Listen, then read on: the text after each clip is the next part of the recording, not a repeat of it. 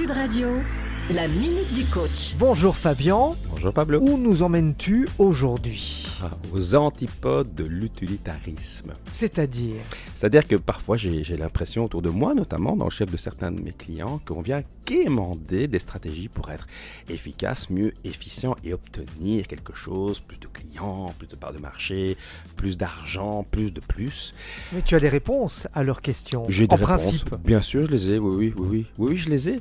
Mais c'est pas parce que je les ai que j'ai envie de les exposer toujours. Tu vois, dans ma pièce de théâtre préférée, qui est Cyrano de Bergerac, qui est la pièce préférée de tellement de monde, à un moment donné. C'est un roc, c'est un pic, c'est un cap. Que dis-je, c'est un cap, c'est une péninsule. Et donc, tout au début de la pièce, Cyrano fait interdire à Montfleury de jouer. Pourquoi ? Parce qu'un jour, cet acteur a osé poser son regard sur Roxane, la bien-aimée. Et il rembourse tous les spectateurs en leur jetant ce qu'il a comme argent sur lui. Et Lebret, son ami, lui dit « Mais enfin, mais pourquoi tu fais ça ?» Alors, je n'ai plus exactement le propos en tête, puisque je fais toutes ces minutes de coach, du coach de tête précisément. Mais en gros, Cyrano termine... Je confirme. En gros, Cyrano termine en disant « Mais quel geste !»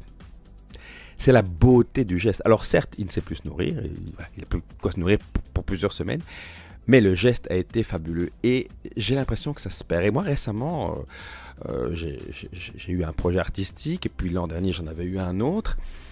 Et toujours, sans même escompter, récupérer quelques monnaies sonnantes et trébuchantes que ce soit. Et mon metteur en scène, Vincent Dusséoir, il n'y a pas si longtemps, je lui dis « Mais au fait, je ne sais plus pourquoi je fais ça ».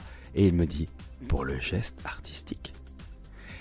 Et j'ai trouvé cette réponse d'une grande puissance. Oui, on peut mettre de l'énergie, des efforts, des ressources pour la beauté du geste, pour la beauté pure du geste pur, sans escompter quoi que ce soit qui soit utilitariste derrière cela.